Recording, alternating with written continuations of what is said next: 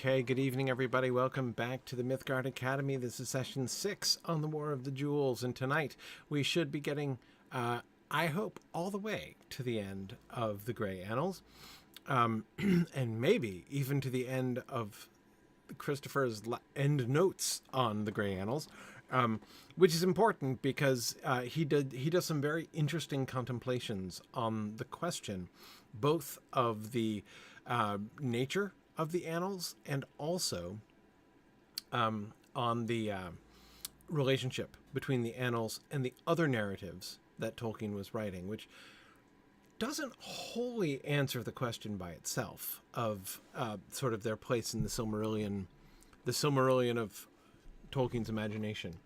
But it gives us quite a bit, so I'm excited to get there. But first, the end of the annals. So, all right. One of the things that we notice in the end of the annals, we were looking at the beginning of the Turin story, well, the first half of the Turin story, really last time. The way in which the story of Tuor keeps interrupting the story of Turin is interesting, right? That he is telling these stories within the annals in this sort of interleaved way. What is the, if one interleaves things? I almost said he interleft them, but that's the wrong kind of leave, isn't it? Anyway, whatever, interwoven, let's go with that.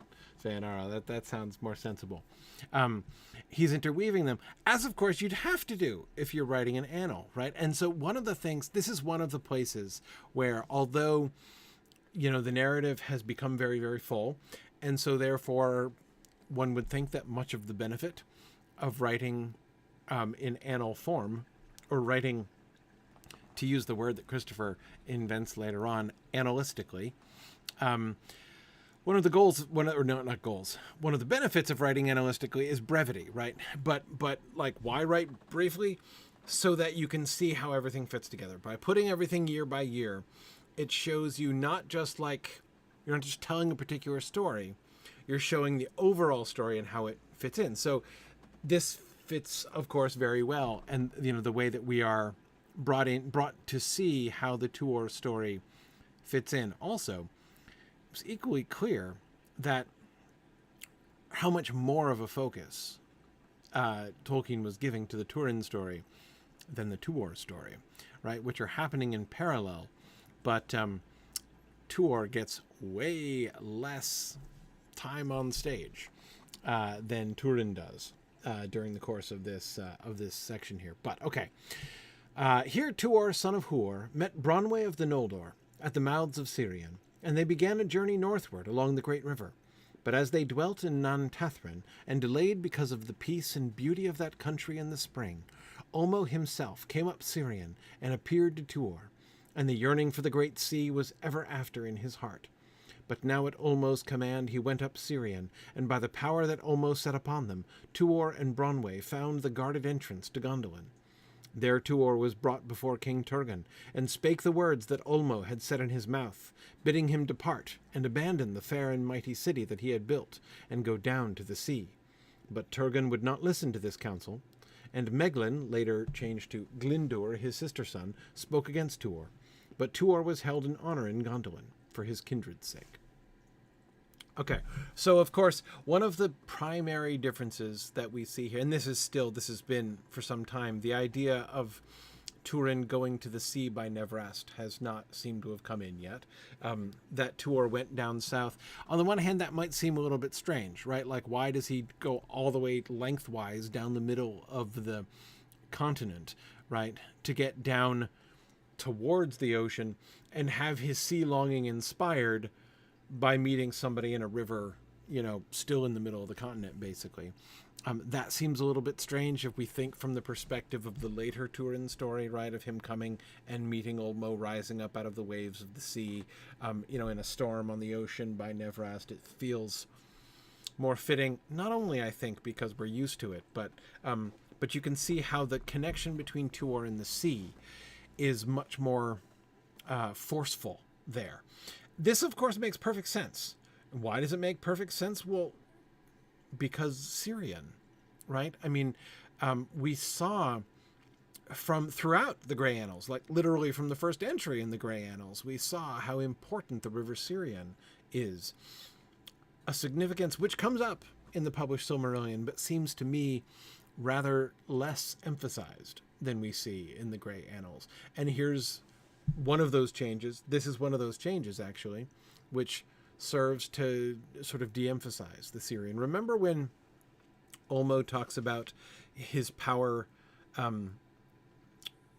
receding from the river? It's not in this passage, but it's part of the message that Tuor is sent with, right? How Glaurung has, poisoned the sources of Syrian and all that stuff. Remember that? So that's in a context where a very large percentage, is it 100% of the communication between, like, Olmo gives visions to people to communicate important things to them. But in these early versions, it always happens at the River Syrian, right? So the idea of Olmo's power receding from the River Syrian is tantamount to saying, "Yeah, I got nothing. I'm going dark here," right? By shifting that meeting to the coast, right?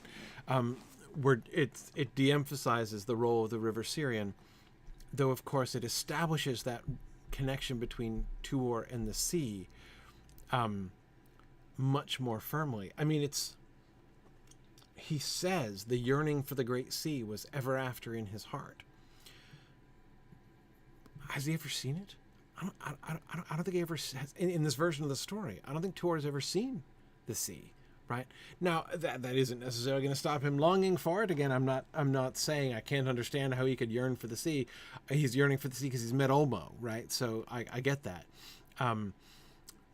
But again, his link to the Great Sea is more indirect by linking Tuor's call to the sea, and especially having him come to the shore, looking out westward, right off across the sea towards where Valinor is, and Olmo appears to him in that direction. The whole westward orientation, right?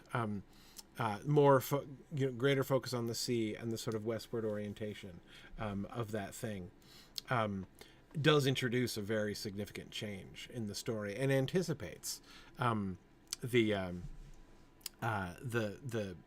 coming of Eärendil, right, a little bit more directly. Whereas again, here he's just primarily leaning into the holiness, essentially, of the River Syrian.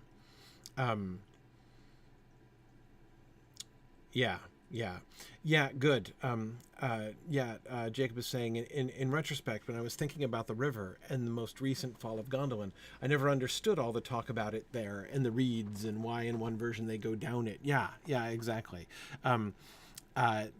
We're seeing there, like, memories of this, where it was always about the river, and down in Nantathrin by the reeds. It's interesting because that one of the last memories, really, of Nantathrin is in Treebeard's song. He mentions this area, but it almost goes away. When this passage goes, it almost goes away. There was another incident, Baron and Luthien one? I'm forgetting now. That was originally down here, and which also gets relocated. So we end up in the published Silmarillion never really going down there at all, which is interesting. But anyway, okay. Notice, of course, the message of Olmo is, as we saw, remember we were looking before at how at the reduction of the prophecy, how he was moving away from the idea of Turgon being told to attack, and that destruction would come to Melkor directly through Turgon, right? Turgon's agency, Turgon's choice. And that has gone almost completely away here now, right? The message from Ulmo to Turgon is now simply depart and abandon the city and go down to the sea, right?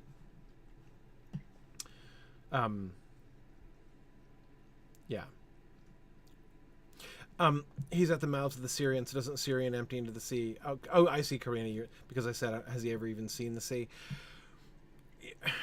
I guess it's the bay, right? I mean, the Bay of Balar, but it's like a sheltered bay behind the Isle of Balar. I'm just saying, like, it's, yeah, I mean, so he would have been, it counts. I mean, there's salt water there, right? It counts.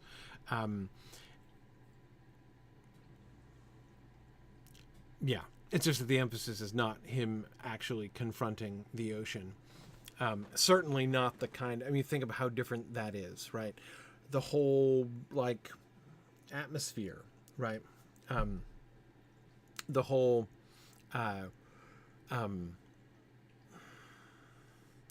trajectory of, or the whole, I don't know, the whole sense of Nantathrin, of this, that southern region, is peace and beauty, right? And so replacing that with the storm-tossed beach, right? Ulmo rising from the storm-tossed beach, it's a very, very different kind of encounter with the ocean. So, Karina, maybe I should have said, like, he never really encountered the ocean, right? He didn't know from ocean, right? When he just, like, was paddling around at the mouths of Syria and down in the Bay of Balar. Yeah. Now, Fanaro, I agree with you. Fanaro says, I wish we had at least a suggestion that Turgon was conflicted. This annal reads like he's just prideful. But Turgon would not listen to this counsel. That's it, right? Yeah, exactly. Now, this, of course, is one of the dangers of brevity, right? Is kind of flattening things out. And one of the reasons why you could imagine him not wanting the annals just to stand by themselves, right? Because if he's not going to tell the whole story, sort of the more nuanced version of this story, then it's going to be hard, right? He's going to end up really kind of changing things there, or at least not getting the full opportunity. But yeah, no, I agree that that's this view of Turgon is brief and terse. Okay. So okay, yeah. All right. The end of the annals. Here it is. Then they lifted up Turin and found that Gurthang had broken asunder. So I've skipped most of Turin's story because most of the rest of it is identical to the published Silmarillion. I mean, as Christopher is going to explain, most of the, like a huge portion of the text from when he went to from when Turin returns to Dorloman until the end, a huge portion of the text there that's in the published Silmarillion is taken from the Grey Annals here, right? So we got a lot of the Turin story, like much of it, really. But we were familiar with it. So I wanted to talk about the end here. Then they lifted up Turin and found that Gurthang had broken asunder. But elves and men gathered then great store of wood and made a mighty burning, and the worm was consumed to ashes. But Turin they laid in a high mound where he had fallen, and the shards of Gurthang were laid beside him. And when all was done, the elves sang a lament for the children of Hurin, and a great grey stone was set upon the mound, and thereon was carven in the runes of Doriath. Here the manuscript comes to an end.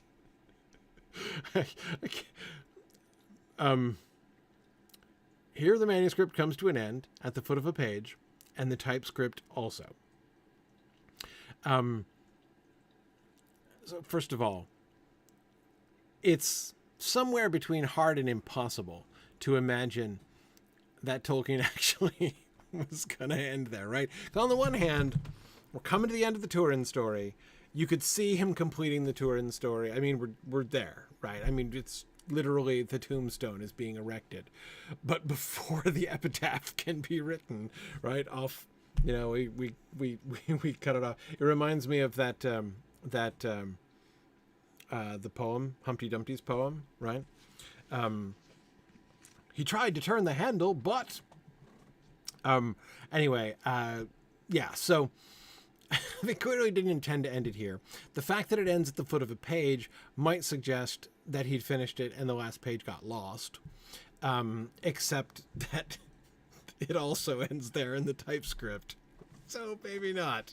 I don't really know. Anyway, okay. Later, and probably a good while later, since the writing is in ballpoint pen, my father added in the margin of the manuscript, Turan Turambar Dagnir Glorunga. And beneath they wrote also Nianor Niniel. But she was not there, nor was it ever known whither the cold waters of Teglin had taken her. Thus ended the Narn Ichin Hurin, which is the longest of all the lays of Beleriand, and was made by men.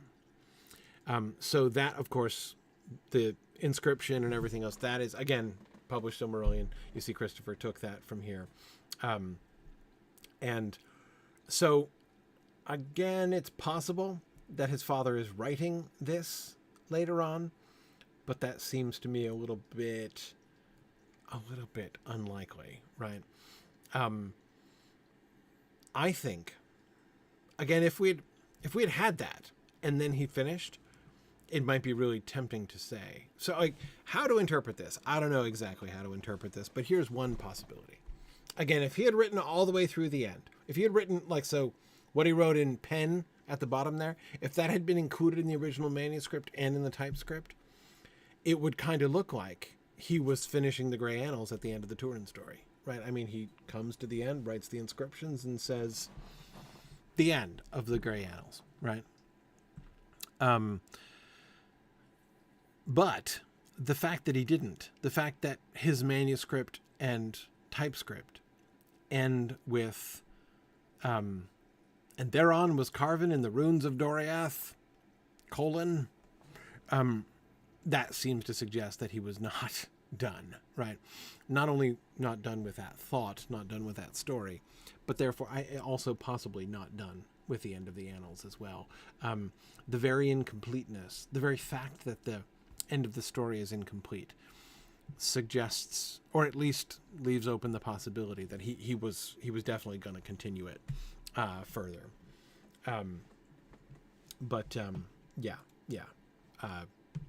So not sure, but I thought it was interesting how close he got to the end, and then apparently didn't finish. Okay, a couple notes now. I'm looking at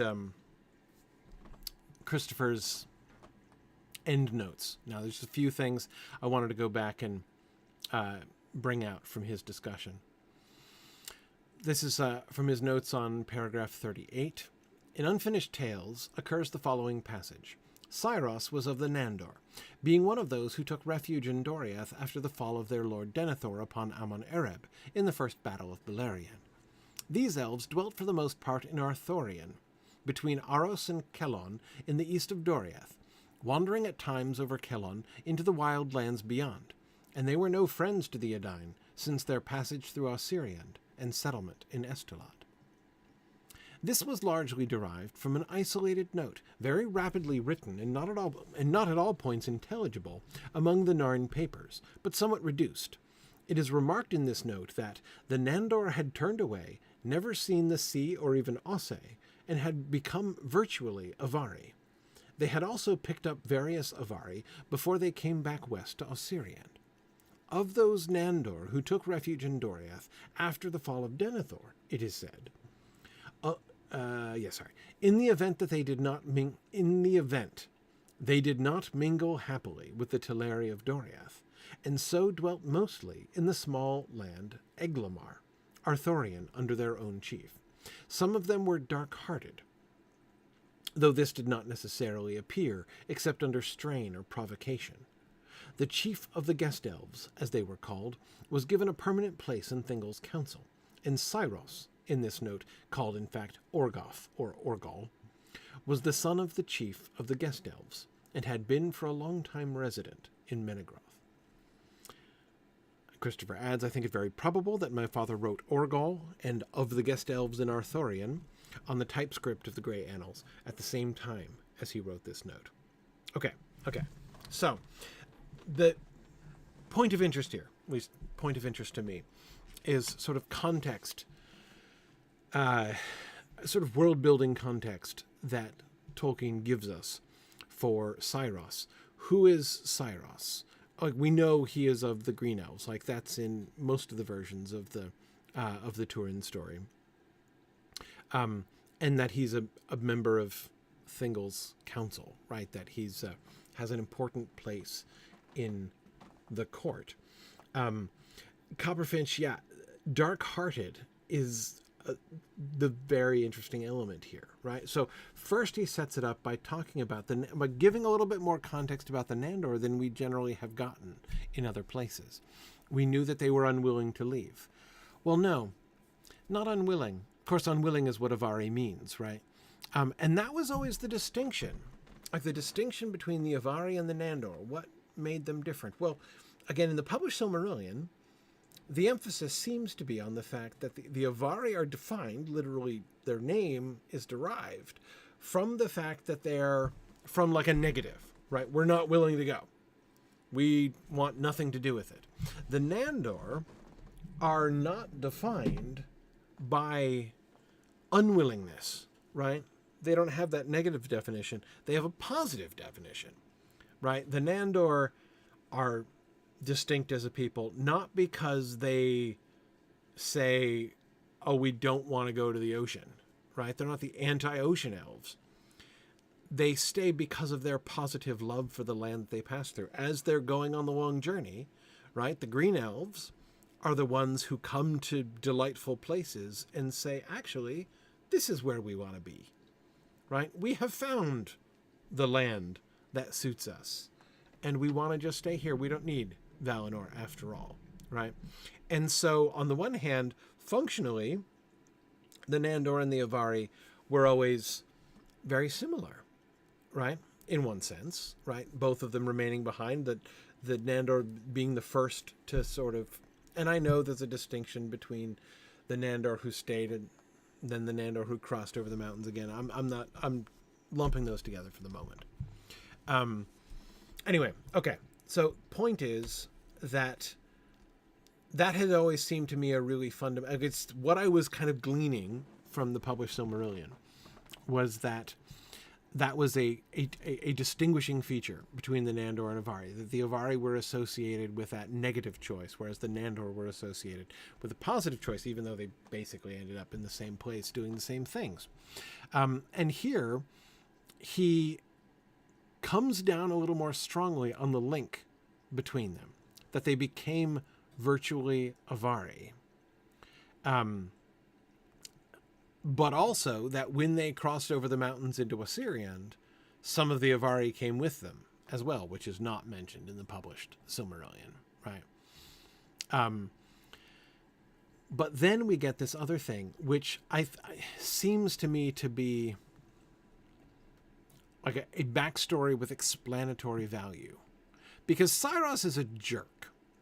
So it feels like a big part of the question here is like, why is Cyros a jerk, right? Why? Because he totally is. You know, Cyros, I mean, if of all of the elves in Tolkien's stories, whoever richly deserved to have a heavy drinking vessel chucked at their faces, Cyros is pretty high up the list, right? He might not be the one with the absolutely most, bashable with drinking vessels face, but pretty high up there, right? I mean, like, when he gets the cup smashed into his face, like, it's hard to say, he didn't deserve it. But anyway, what's his deal? And if he's such a jerk, more importantly, if he's such a jerk, why is he a member of Thingol's council? Right? I mean, it was always Thingol generally comes across well in the Turin story. I mean, he's like a sort of reformed character making good choices or trying to make good choices. I mean, look, nobody is capable of like making wonderful choices in the context of the story of Tuor and Turambar, but Thingol does his best. He really does. It's hard to blame him for anything that happens. Anyway, so given the fact that Thingol is being described in this generally positive way throughout the Turin story, one of the sort of unanswered questions was always like, why does he put up with that Cyros jerk, right? And here we have an answer that Tolkien seems to have been coming up with later on. And notice that this is written. This is something Christopher is finding among the Narn papers. That is, when Tolkien sat down to write the longer version, the expanded version of the Tuor and Bar story, that's when this came up, right? So it seems explicitly, implicitly, but rather pointedly, to have explanatory power, to explain both why Saros was a jerk and why Thingol put up with him. And the answer was he kind of had to. That there was this uncomfortable political situation where there were a bunch of the elves after the fall of Denethor, a bunch of those Assyrian elves who were living in Doriath, but they weren't happy. And some of them were dark-hearted. Some of them were jerks. And Cyros is there was there was an ex officio member of Thingol's council, right? The leader of the guest elves, the leader of this faction, was given a spot. That's a wise political move. That's a wise and generous political move on Thingol's part, right? To create this ex officio seat, right? For the leader of these separate and slightly disaffected group of elves. So yeah, good political move. Bring them in, right? Give them a seat at the table so that they can, their perspective can be heard. Which suggests that Thingol didn't choose Cyros, that they chose him. He was their chief. And so Thingol was stuck with him. Who knows? Thingol might have wanted to chuck a cup at his face himself on more than one occasion. I couldn't blame him. Yeah. Okay, so Cyros is his son, right? That's interesting. That's different from the other text. But in any case, this explains why he's there. And again, all of this seems to me to be in part again explaining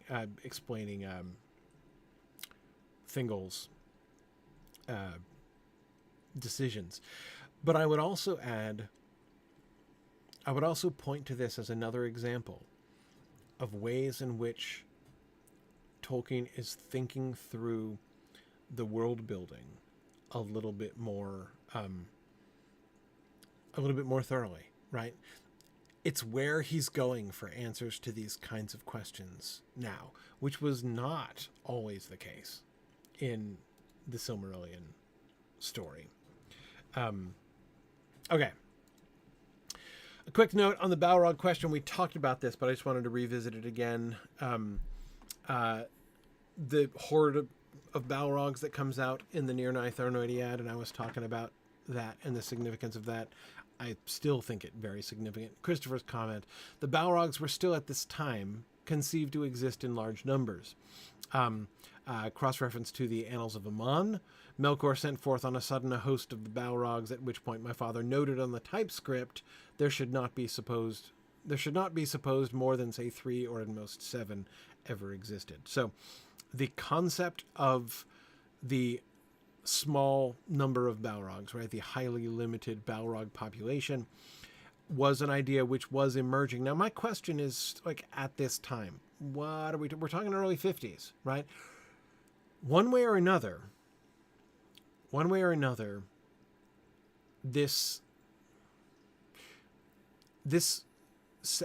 point I was emphasizing before, which I still think a very important point, it's still the thing that blows my own mind, is that after he has written The Bridge of Khazad-dûm, Tolkien is still, when writing both the Annals of Aman and the Grey Annals, he is still imagining thousands of Balrogs.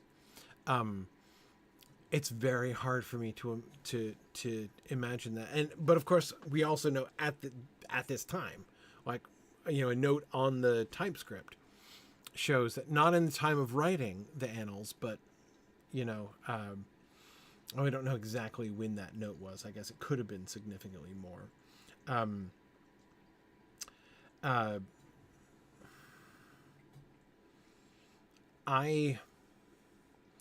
Spunky's asking, do I think balrogs were originally numerous because he didn't have trolls fully developed as shock troops and used balrogs?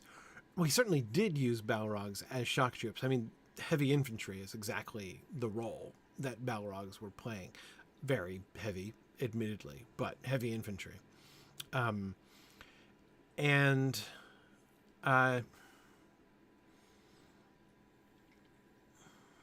trying to think of examples. It's hard to do off the top of my head. Troll examples, I'm saying.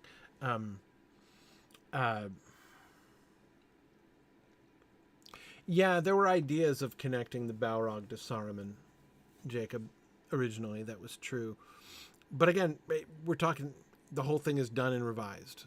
The text of the Lord of the Rings, I mean. But what this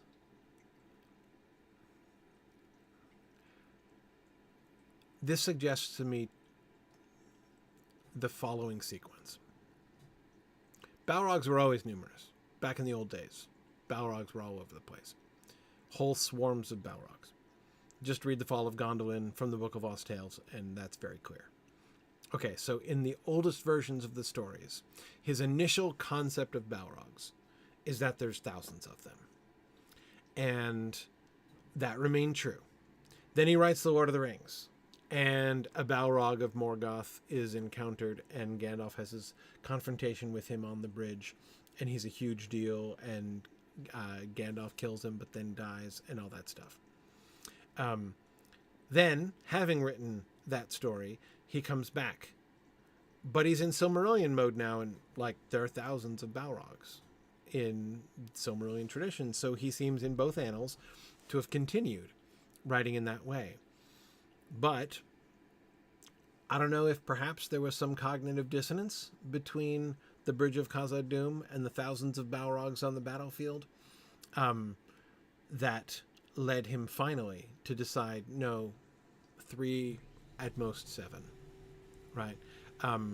In other words, that it was, I think, very possibly, even very likely to be the confrontation between Gandalf and the Balrog that changed his mind about Balrogs, right? Because clearly,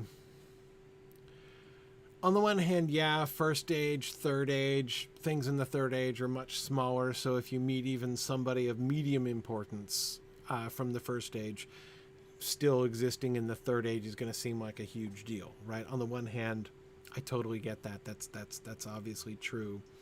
Glorfindel, for instance, right, was cool, but he wasn't that cool. Right? He wasn't head and shoulders one of the greats among all the elves. And then you meet him in the Lord of the Rings, and he's ridiculous, right? Totally OP. So again, I don't think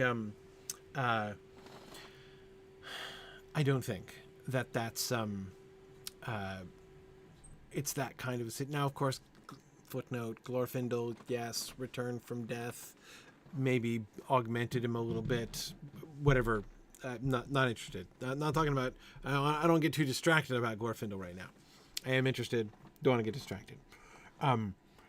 But still, no matter how you slice it, when you just in cold blood face the concept, what emerged to destroy the kingdom of Khazad-dûm at the height of its powers, and what Gandalf confronted and could only barely and heroically defeat at the cost of his own life, was Balrog number 1876, a member of the, a member of Morgoth's heavy infantry, right? One of about 3,000 units on the field. The proportions there are still, the math doesn't seem to work out, if you see what I mean, between the proportion between first age to third age, and the role that the balrog plays, and the position, the imaginative position that he asks us to conceive of the balrog holding, if he's just one of the 1,000 shock troops, doesn't, as I say, it doesn't really seem to me to work really well. Yeah. Jocelyn says Glorfindel is distracting. I'm not the only one. Is what you're saying? Yeah, no, I hear that.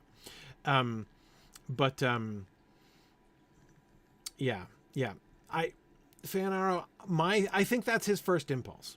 I think the reason he's okay with it at first, the reason he reverts back to when he starts doing these revisions, and he's like, oh yeah, thousands of balrogs, NBD, right? The reason I think that it doesn't give him pause right away, why he doesn't make this change instantly, is exactly as you're saying. The world is in decline, both good and evil. It's exactly what I was talking about the ratio. He says, I think Tolkien was maybe dialing in exactly how high and powerful the world had been. We know where we end up in the Third Age, but how far are we falling from? Yeah, my suspicion is that that's like what he told himself when he wrote about the charge of the 1,000 balrogs, right? That he was like, yeah, no, man, but this is First Age, man. First Age, it was, when the elves were elves and the balrogs were nervous, right? First Age, this was a big deal.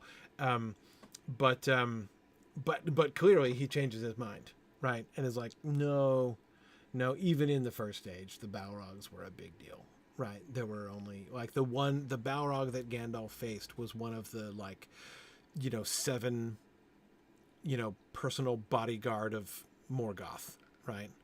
Yeah. Okay. That fits. It's still a huge deal, right? I mean, the balrog from the beginning of the Durin's Bane period up to the fight with Gandalf, the balrog is a huge deal, right? So it still fits that, even with the Third Age discount, right? The Third Age decline. Anyway,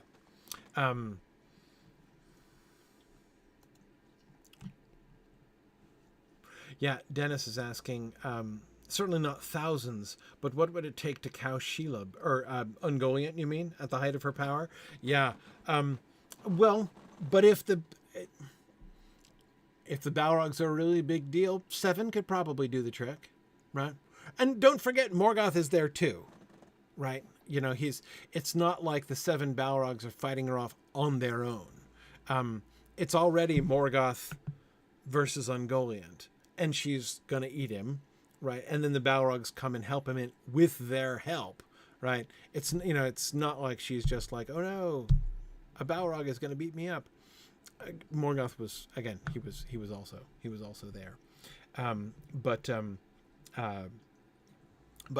I clearly, in fact, it's easier for me to imagine even 3. Like, let's imagine there are 3 balrogs, right? Which must be a very, very big deal. Of course, there have to be at least 3, because there are 3 recorded balrog deaths, right? Gandalf's balrog, Glorfindel's balrog, and Gothmog, right, by Ecthelion. So 3 is the minimum there could possibly be. But anyway, even let's imagine it was just those 3. Those 3 balrogs now on the side of Morgoth, I think they themselves increase so greatly in stature.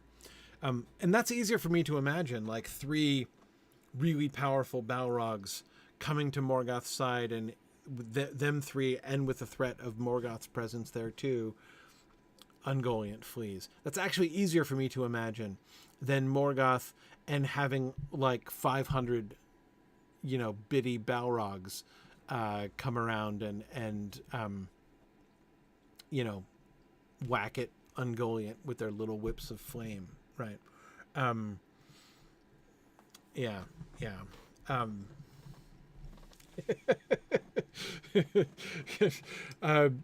JJ, Gandalf's balrog and Glorfindel's, it makes you think of like Darwin's finch or something like that. Yeah. You're right.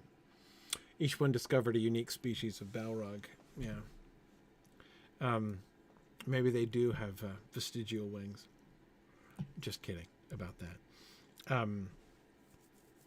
Yeah. All right. So anyway, I just want to come back to that briefly.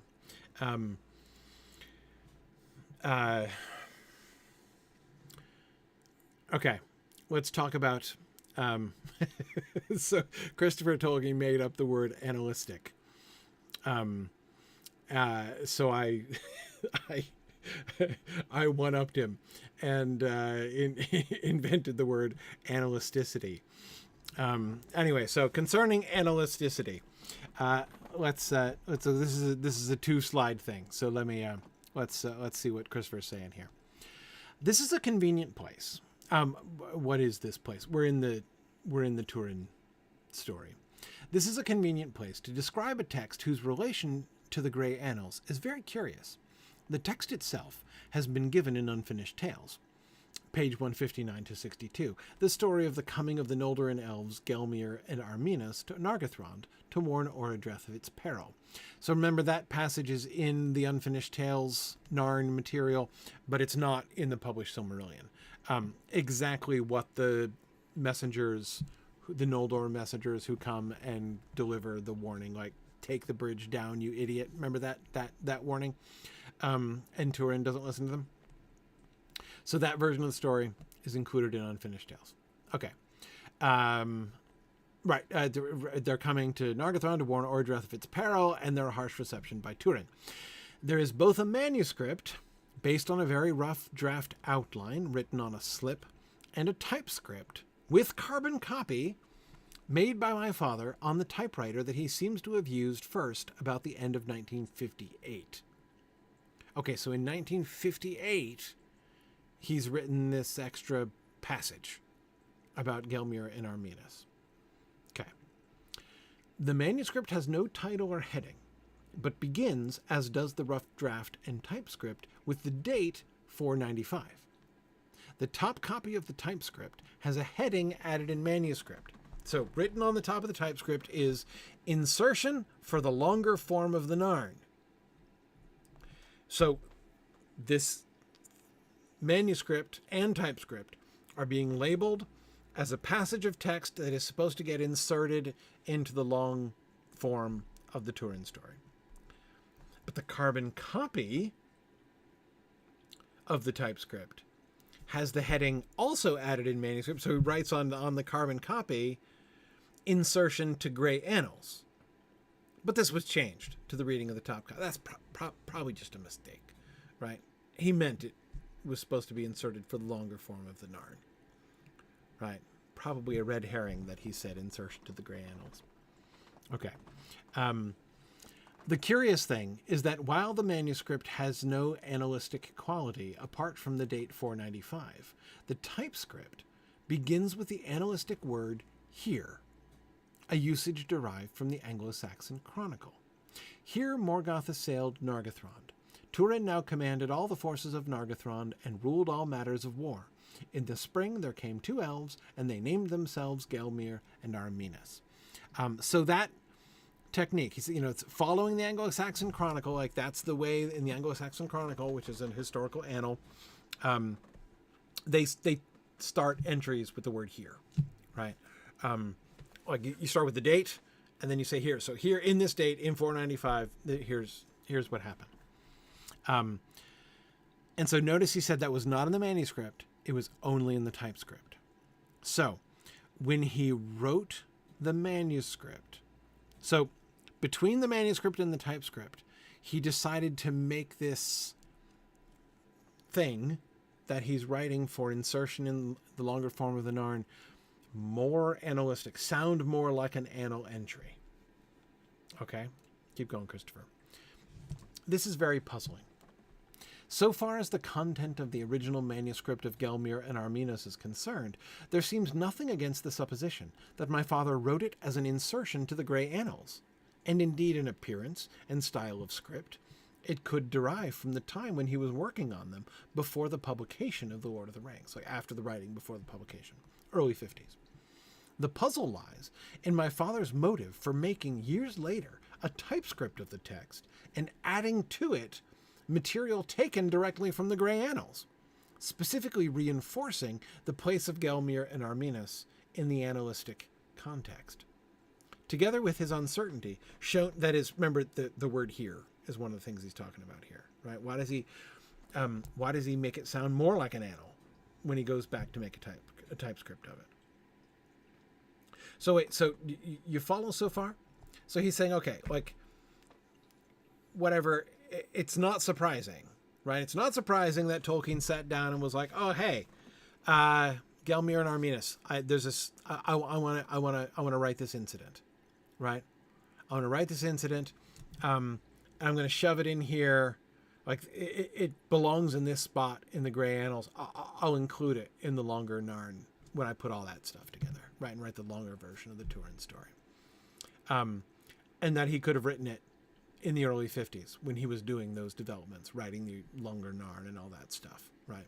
So Christopher's like, that's not hard to understand at all. That's just like him all over the place. What is puzzling is that he not only goes back years later, like in the second wave of Silmarillion revision in the late 50s, and does a typescript version of this manuscript chunk. That might sound okay, maybe that's okay, right? But the question is, if the destiny of this manuscript chunk, as he wrote on the top of it, was for it to go into the Narn, why is he making it sound like an entry in, like, he makes it sound more annalistic, more like an annal entry, as he revises it when he's typing it up. Why would he do that? That's the puzzle, Christopher says. So together with his uncertainty, shown in the headings to the carbon copy as to what its place was actually going to be. So here Christopher's assuming that there was actually, that his mind was divided. Like at one time he said put it in the Narn, and the other time he said put it in the Gray Annals. Maybe it wasn't just a slip. Maybe that's a sign of actual indecision, Christopher is suggesting.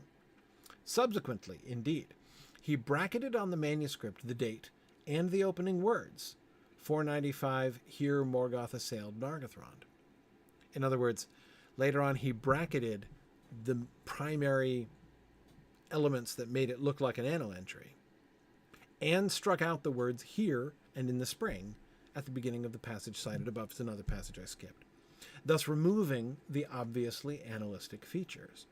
But the conclusion seems inescapable that when he made the typescript, he could still conceive of the annals as an ingredient in the recorded tradition of the elder days. Okay, so do you see what this shows? I've been suggesting the possibility, or I've been like asking the question as we've been going through the Gray Annals, is what we're seeing evidence that Tolkien started off writing the annals, thought it was a good idea, right? But the annals are getting out of hand, right? His narratives are getting longer and longer. He's written the entire Silmarillion chapter of Tuor Turambar, practically, right? Which has just been like exploding in the annals. So does that mean that he's moving away from the annals entirely, that he doesn't mean to do it anymore? And Christopher says the evidence of this weird little document suggests that still in 1958, later on, he is still planning that the annals should exist. Wherever he might have been drifting in the early 50s when he was writing the Gray Annals and the Annals of Aman, however those were drifting in themselves, when he returned to the project in the late 50s, he had not given up on the idea of the annals. And because we can see that because he's planning, he's annalifying this text in the typescript in order to make it fit better into the Gray Annals, which he seems to be intending to preserve in that form. right? Okay, so howsoever the approach to writing the annals seems to be changing, like they're getting longer and longer and bigger as it goes along, until it's including like most of the whole Narn and Turin story. Yet Tolkien is still holding on, clearly. Still holding, there's evidence that he's still holding on to this idea later on. He's not given up on the idea. Okay, more. Here's a really fun passage. So this is about the end of about the battle, the end of Nargothrond and the confrontation with Glaurung. Here's Christopher's commentary. From the Battle of Tum Halad to the end of the Tale of Turin, the text of the Grey Annals was virtually the sole source for the latter part of chapter 21 of Turin Turambar in the published Silmarillion. So this is where he's acknowledging, like, yeah, this is like straight up Silmarillion, like this is what I used virtually by itself for the published Silmarillion. There now enters an element in the history, however, of which I was unaware, or more accurately, misinterpreted, when I prepared the text of the Narn for publication in Unfinished Tales, and which must be made clear. Okay. All right. So, you see his. So let's refresh our memories about what he's talking about, right? So okay. So, 1977, Silmarillion comes out. In the Silmarillion, we got the of Turin Turambar, chapter 21, right? In the Silmarillion, most of that is taken from the Grey Annals. Well, most of that latter part, right, as he says, is taken from the Grey Annals here, right? Now, in Unfinished Tales, what was the date? It was in the 80s. 80, was it 84? 86? I can't remember the date. Somebody tell me the date of Unfinished Tales, because I've forgotten it. In the 80s, he publishes Unfinished Tales. And you will recall that in the first section of Unfinished Tales, that's where we get the opening of the tragically unfinished revised Tuor story. And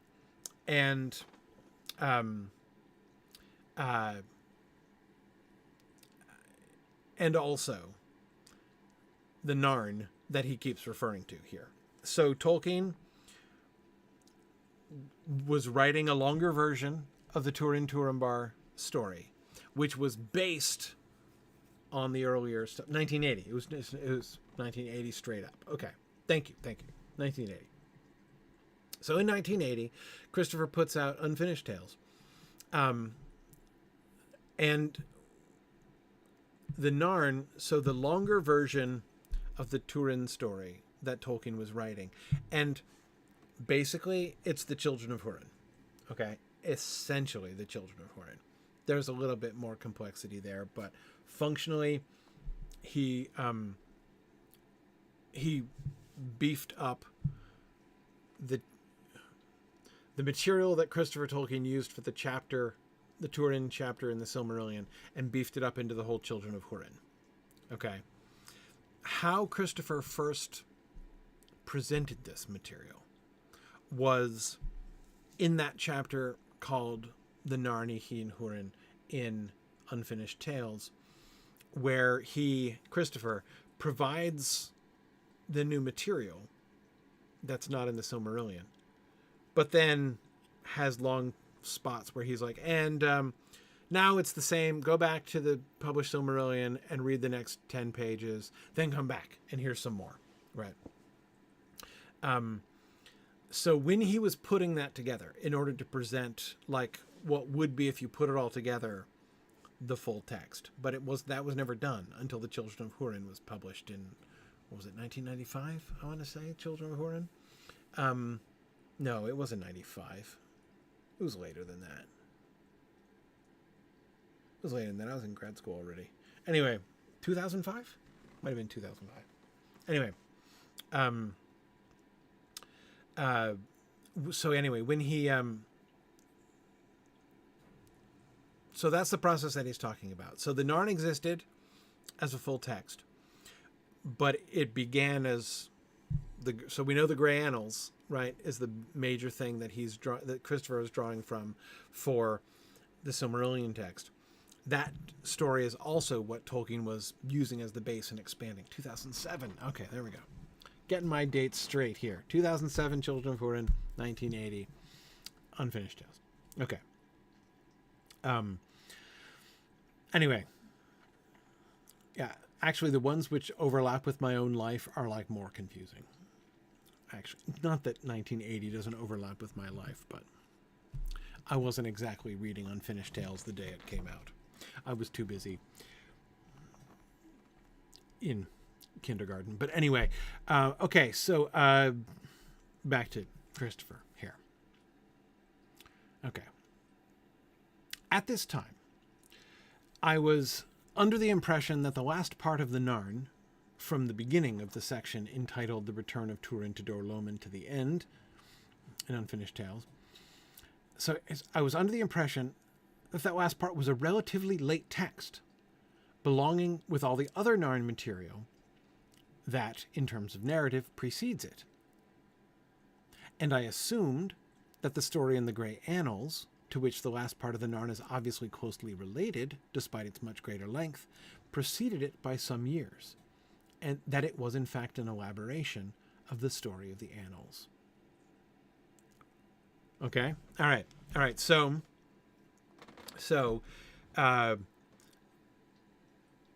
this is the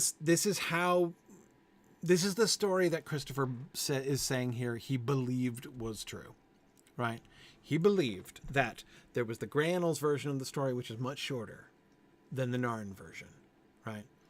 So he thought that the short Grey Annals version came first, and then much later, the longer Narn material got added to it and elaborated, and that the ending of the story, the return of Tuor to Dor Loman to the end, that is the part that's most similar to the Grey Annals.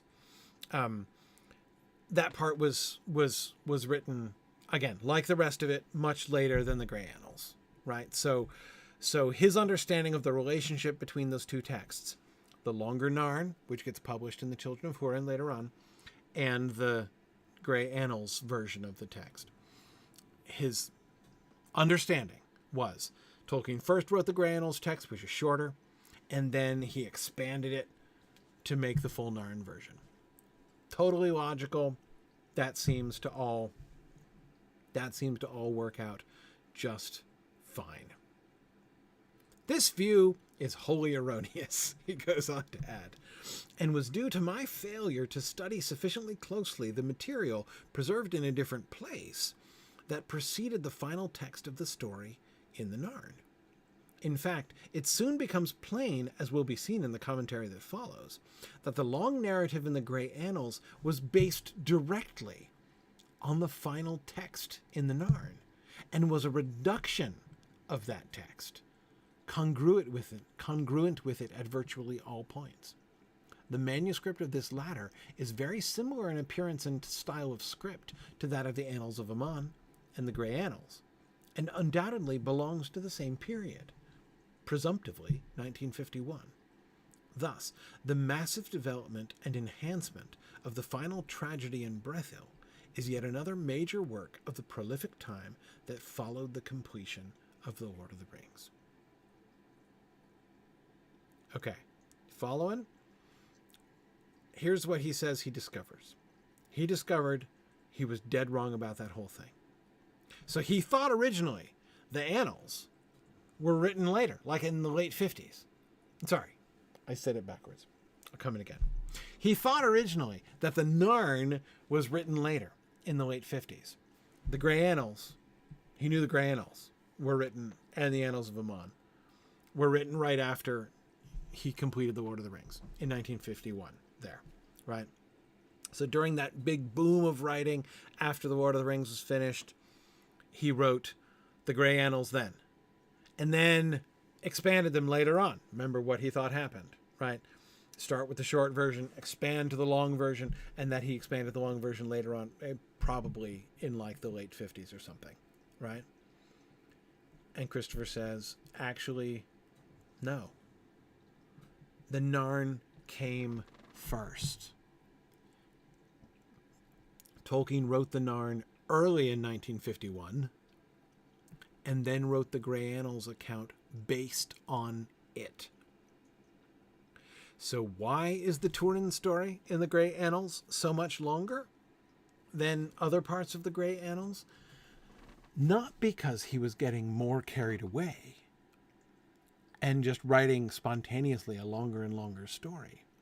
It was because he'd already written the full Children of Húrin version of the story and deliberately wrote a compressed version of it in the Grey Annals. So the Narn came first, and the Grey Annals were based on it. A reduction of the Narn, rather than the Narn being an expansion of the Grey Annals. So the reason that Grey Annal is so long is that he had so much to work with. He was, compared to the whole Narn, it's pretty short, actually, right? So this calls into question this idea of, like, the annals just getting more and more out of control until this one part of the annals becomes the whole Narni Hin Húrin, right? Yeah.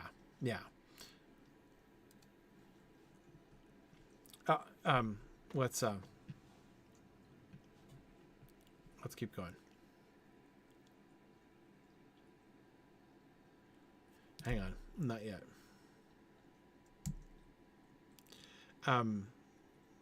Okay. Oh, by the way, this someone was asking a really cool question, which I wanted to come back to.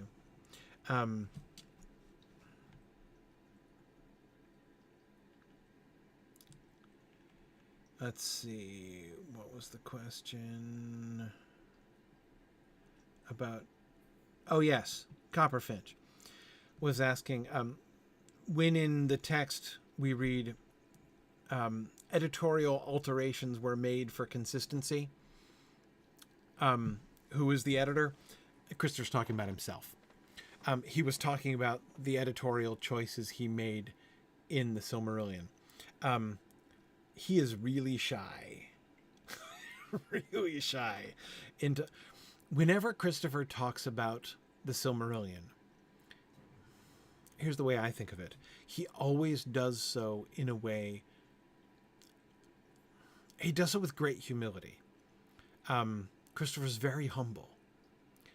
I don't know how he was, like around the tea table, but he was, in his writing, he is very humble. And he always strives, whenever he talks about his work on the Silmarillion, he contrives to make himself not sound like the hero, right? Like what he did in the Silmarillion process is like barely noticeable. It was like a really small thing, right? So he talks about himself in the third person. He tries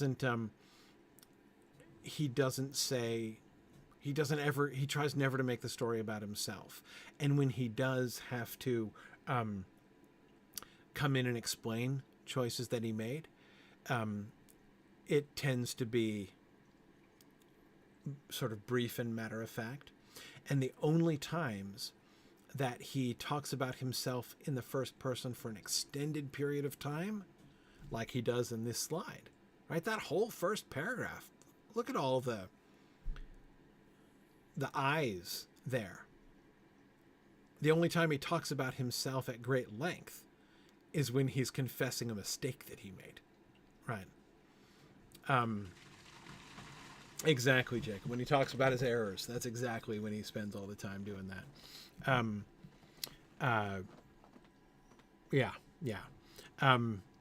Anyway, so yes, in that passage, he is in fact talking about, like, he could have said, so I was forced to clean up this text and change some of these names so that they were consistent with with the primary text that I was using there. But see, if he said it that way, it would sound like he was the hero, right? He would become the hero of the story. So instead, he speaks in the third person, and he's like, yes, editorial alterations were made for consistency, right? That's Christopher all over. This is such a Christopher passage here. the dramatization, right? The elevation and even dramatization of his own interpretive mistake. Yeah. Yes, Dora Stroke is quoting, lots of people helped me in list of names, but of course any errors remaining are my own. Yes, exactly. Exactly. Very much his approach. Okay. Let us brace ourselves to go on and look at, this is from the notes, some of these alternative endings that Tolkien was playing with of the Turin story. I've said this is horrible because everything about the ending of the Turin story is horrible. What can I say? Okay. There are first some rough draft texts that sketch out ideas for the denouement of the tragedy. There can be no doubt that they were all abandoned in favor of the actual ending in NE and GA. So GA is the Grey Annals. NE is the Narn, the end of the Narn. NE stands for End of the Narn. Just to clarify. One of them, beginning as in NE, page 143, immediately after the slaying of Brandir, reads as follows. Now cursing Middle-earth and all the life of men, now calling upon Niniel. But when at last the madness left him, he walked still in the wild, bent and haggard, and pondered all his life in his thought. And ever Niniel's image was before him. And now with opened eye he saw her, remembering his father. There in woman's form was his voice, and his face, and the bend of his brows, and his hair like to gold. Even as Turin had the dark hair and the grey eyes, the maybe pale cheek and something else of Morwen his mother, of the house of Beor. Doubt could not be, but how had it chanced? And where then was Morwen? Had they never reached the hidden kingdom? How had they met Glaurung? But no, he dared never seek Morwen. And Christopher adds, I believe that this was a soon abandoned idea, that Turin would come through his own reflections to a recognition that what Brandir had said was true. It was displaced by the story of the coming of Mablung to the crossings of Tegelin and meeting Turin there. Okay.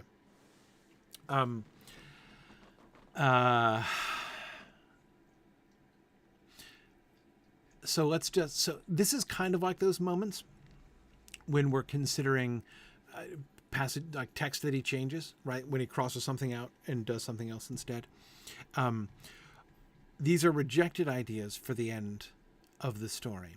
Now, the end of the Turin story, as it's written in the Grey Annals, and therefore as we get it in the published Silmarillion, also as we get it in the Narn, it was kind of there. This does not seem to be a question of Tolkien trying to feel his way towards the right ending. He already has the right ending. He's already written the right ending. Instead, this seems to be, this and the several passages that follow, seem to be Tolkien flirting with changing the idea, right? So my question, when reading these passages, is why? What's the attraction in these ideas that's making him flirt with them? What if he is entertaining making this alteration to the end of the Turin story? What is the thing? What is the concept that he's entertaining? How does it change it? Okay. So the number one difference between this version and the actual version, the final version, I would say, biggest deal, in my opinion, Turin doesn't seem to kill himself. So no suicide for Turin. Now, some might suspect that a version of the Turin story that does not end with Turin committing suicide might possibly be a more cheerful version, right? I mean, somebody might make that assumption and be like, hey, maybe it's not as hideously depressing as the end of the act. No, I don't think. It was certainly not to make it a brighter and more cheerful ending that he was flirting with this version, right? Though it may be true that Turin does not seem to commit suicide, or at least not yet, in this version of the story. He's only kept alive longer in order to have the horrible realization on his own, right? To have Brandir confront him with the fact that his wife, Niniel, was his sister, Nienor. And then, in rage, Turin kill him for it. And then have Turin set out from there in madness and wandering. The reason I think he never kills himself is the phrase, and pondered all his life, right?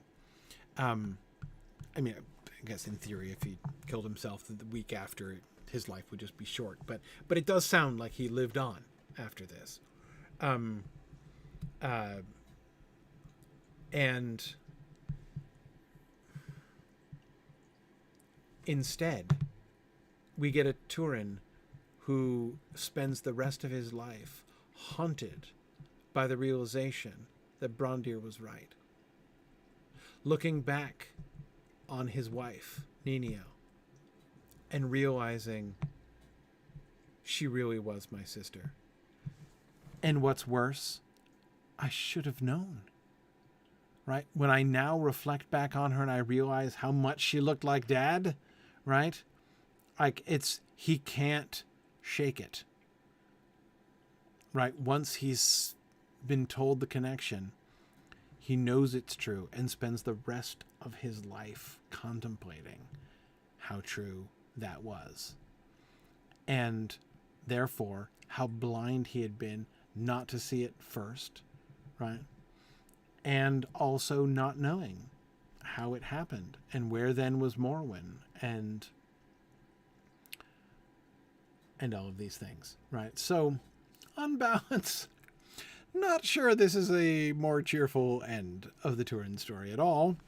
But the thing that I think is...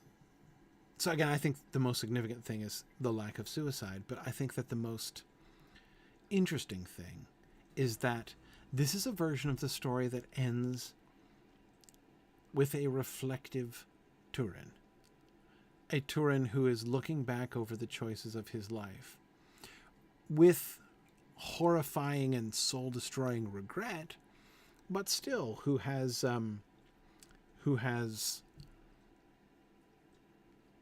ends not with a rash, impulsive decision, which his suicide is certainly rash and impulsive, right? Like he did so many other things in his life, right?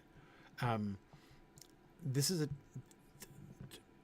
Turin is not only a broken man walking in the wild, bent and haggard, but he's also a deeply changed man. And it's interesting. I'm not saying I like any of these better, because I don't. But as far as I can see, that seems to me to be the most impactful difference. I don't know if maybe there are other things that strike you guys about this, and keep it coming with the other passages too. That same kind of thing. Yeah. Well, the Black Sword talked him into it, Dennis. Well, he did propose it to the sword, right? It was his idea. It's true the sword aided and abetted his decision to commit suicide, right? I mean, he says to the sword, I'm thinking of killing myself. Would you do it? And the sword is like, heck yeah, right? Let's do this thing. So, the sword was involved, but it wasn't the sword's idea. And yes, the sword was salving its own conscience. Anyway, okay. Next one. Next variant, stub ending. And as he sat like a beggar man near the crossings of Teiglin, an old woman came by, bowed on a stick. Ragged she was, and forlorn, and her grey hair blew wild in the wind. But she gave him good day, saying, "And good day it is, master, for the sun is warm, and then hunger gnaws less. These are evil days for our likes, for I see by your bearing that, as I and so many, you have seen prouder days. In the summer we can drag on our lives, but who dare look beyond winter?" "Whither go you, lady?" he said, "for so methinks you were once wont to be called." "No whither," she answered. "I have long since ceased to seek what I missed. Now I took for naught, but now... Took? Maybe it's a typo?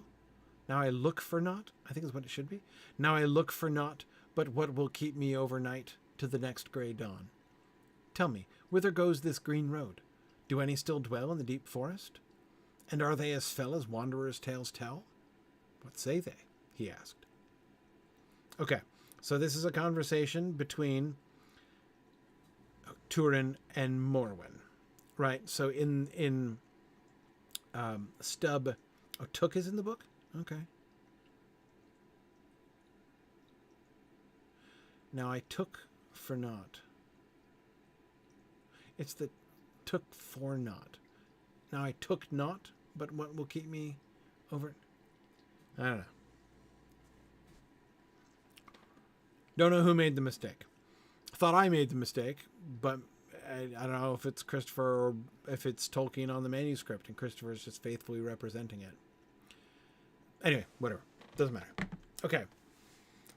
So in Stub ending number 1, we had Turin not committing suicide and living the rest of his life in horrifying regret and realization of the truth of what he murdered Brondir for.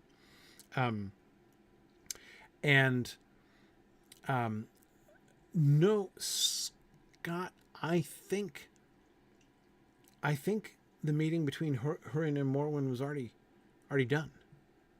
Again, that's the implication of what Christopher said in that previous slide, that he thinks the Grey Annals text was derived from the Narn, right? But I'm not 100% sure there, Scott. We'll come back to this maybe when we get to the wanderings of Hurin later on in this volume. But that section will probably make the sequence of the Hurin material a little bit more clear. But again, I don't...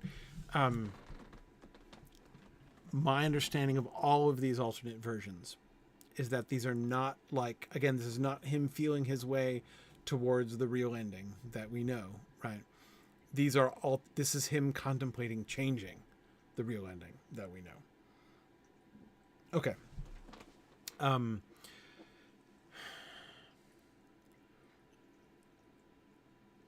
He ended the first stub by saying that Turin never had the guts, my paraphrase, to look for Morwen, right?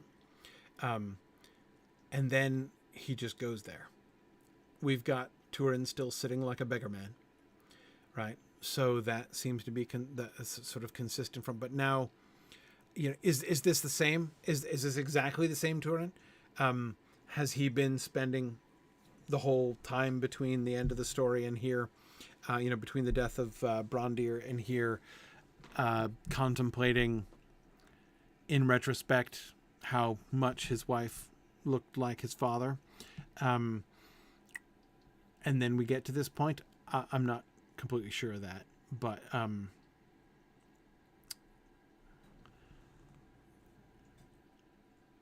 what do you think is the most significant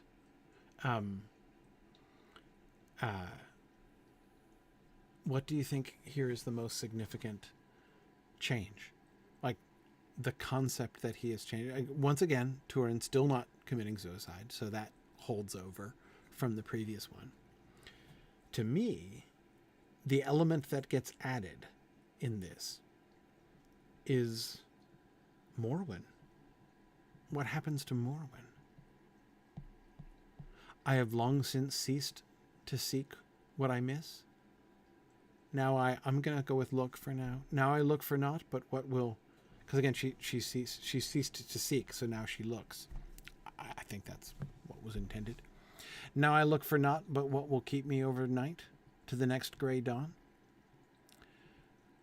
Morwen has given up looking for Turin and Nienor. And now she doesn't care. And she now cares only about food that will keep her alive until the next day.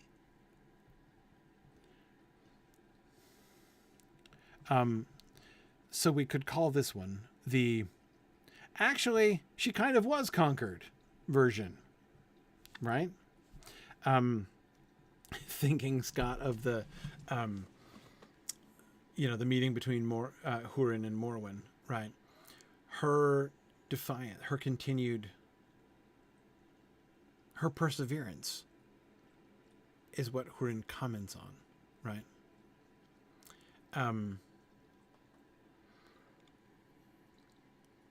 The prospect of Turin spending the rest of a long life in horrifying remembering and bitter regret was not great. But actually, the idea that he does actually meet Morwen, and when he meets her, she's gone. She doesn't even care anymore. I don't know. That might be worse. It really might. This is horrible. Horrible. That he is imagining, when he is imagining what happened to Morwen, what he's imagining is she has been so beaten down by her experience that she no longer cares. Whew. Okay. No, thank you. Next one. And I think we'll end here. For at that moment Turin appears. When the dragon died, his swoon also departed, but the anguish of the venom on his hand remained. He came, therefore, to Nangirith for help, believing the scouts there. It is Turin that slays. Is it Turin? Wait, it is Turin that slays Dorlos on the way? As Turambar appears... Notice, by the way, so this is a Tolkien text, right? Notice this is these are notes, right? This is him working out the idea. As Turambar appears, Niniel gives a wail, crying, Turin, son of Hurin, too late have we met. The dark days are gone, but night comes after. How know you that name? Brandir told me, and behold, I am Nienor, therefore we must part. And with that, ere any could hold her, she leapt over the fall of Nangirith, and so ended, crying, Water, water, wash me clean, wash me of my life. Then in anguish, Turin was terrible to see, and a mad fury took him, and he cursed Middle-earth and all the life of men. And stooping over the falls, he cried in vain, Niniel, Niniel. And he turned in wrath upon all those that were there, against his command, and all fled away from him, save only Brandir, who for ruth and horror could not move. But Turin turned to him and said, Behold thy work, limping evil. Had Niniel remained as I left her, and hadst thou not told my name, she might have been restrained from death. I could have gone away and left her, and she might have mourned for Turambar only. But Brandir cursed him, saying that their wedding could not have been hid, and that it was Turin who wrought all this grief. And me thou hast shorn of all that I had and would have, for thou art reckless and greedy. Then Turin slew Brandir in his wrath, and repenting, he slew himself, using same words to the sword. Mablung comes with news and is heart-stricken. Okay, in one sense, a couple senses actually, this is a far lesser departure, right? This is the vast majority of the key elements of the finished story are all here, right? The realization on both sides, the double suicide, the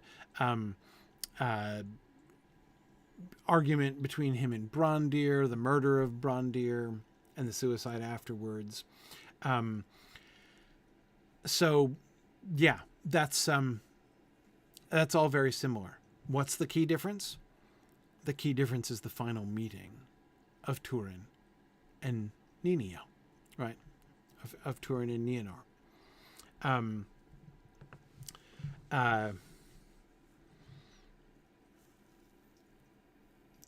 okay, so why propose? Like, what's he proposing in this change? Again, what is the essence of this change? What is the thing that changes? Well, the thing that changes is in this version of the story, he watches her die.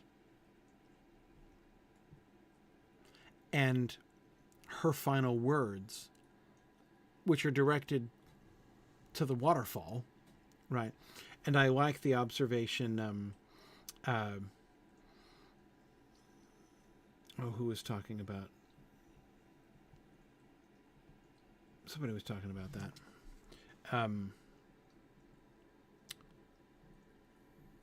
That I've missed it now. Oh, yeah, Theanaro. Nino speaking directly to the water, like Turin speaking directly to Gurthang. They're both speaking to the instruments of their suicides. Yeah. That is interesting, right?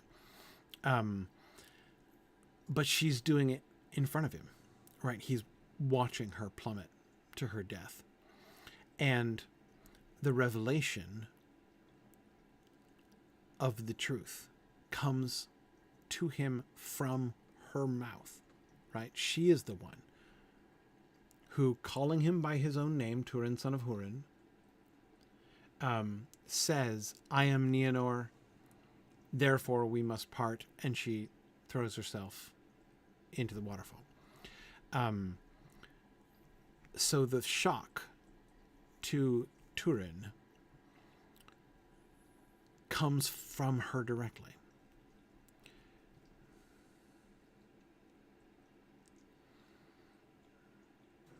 And he has the added anguish of watching her. Now, there's no question. I totally agree with you, Dennis. The pathos involved.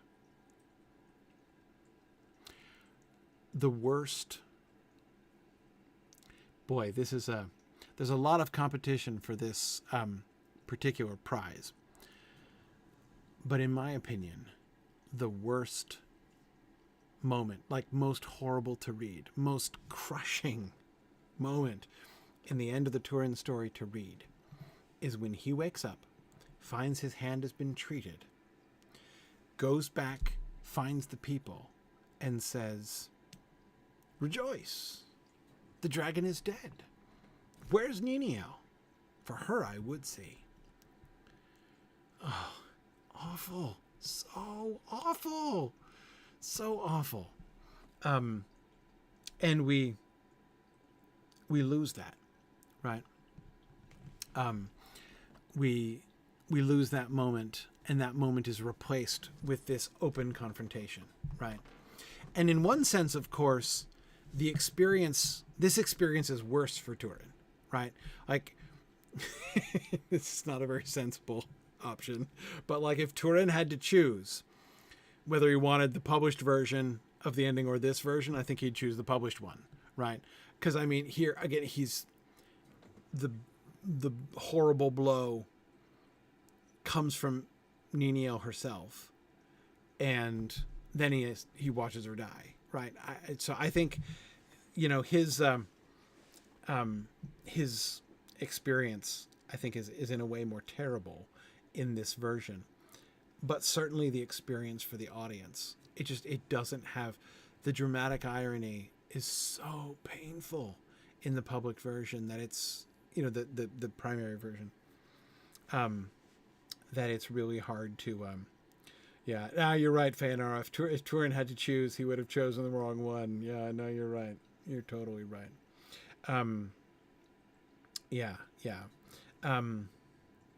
Yes, Dennis, I do agree. Wouldn't he be tempted to jump in after her? Yes. One of the ways in which this version seems to me much weaker is why does Turin slay Brandir? It's like Brandir has to do some serious lipping off to Turin in order to but like that it doesn't feel as real emotionally. You know what I mean? Because I agree with you, Dennis. I mean, he's overcome with grief and horror and remorse and sorrow. Seeing him throwing himself into the waterfall after her would make sense. The shift from sorrow, grief, and horror to anger, I'm not at all saying that that's impossible or unlikely. But of course, the fact that that is fueled by his fierce, even desperate desire to deny the truth that Brondir confronts him with. Brondir is the one who says that Niniel was your sister Nienor.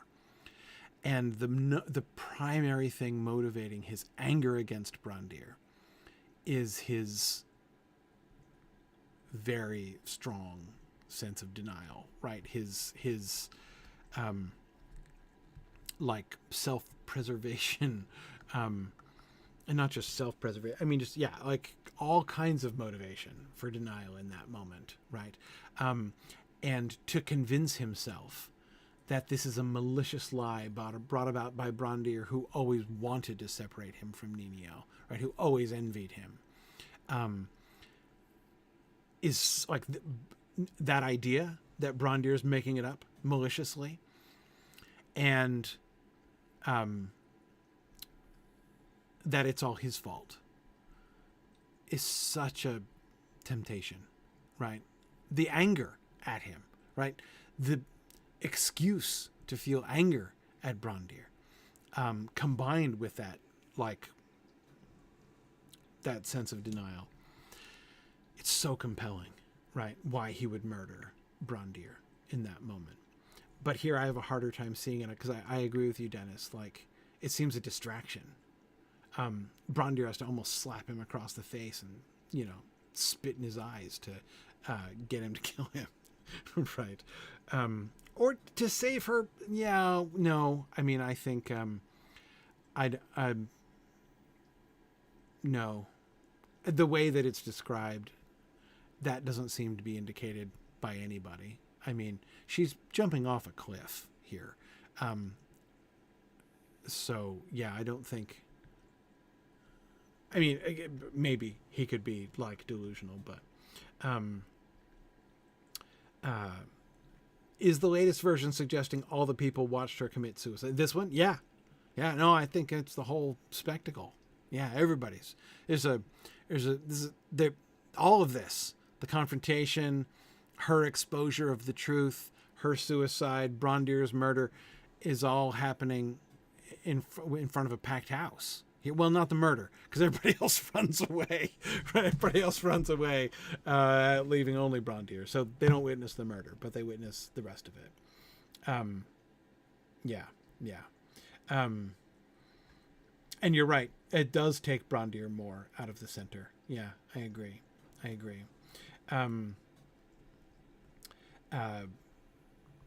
Yeah. Okay. So, and then poor Mablung, it's heart-stroking, right? I mean, he comes with news, but he just comes with news and finds everybody dead already, right? So poor Mablung is coming in with like news to tell and nobody to tell it to, right? And just finds the whole place littered with corpses, like a Shakespearean stage in Act 5, right? So yeah. Horrible. Okay. I think that's it. Yeah, that's it. We'll save that one for next time. Okay. So we did it. We got to the end of the Gray Annals. Well, I mean, there's more we could talk about. There's always more that we could talk about, but I'm done talking about the Gray Annals. So let us move on to the later Quenta Silmarillion. So we've been talking about the Annals, and I've been referring to the Quenta Silmarillion a bunch of times. So let's now look at what he's writing and how he's writing in the Quenta Silmarillion, because I think I'm going to have a similar question.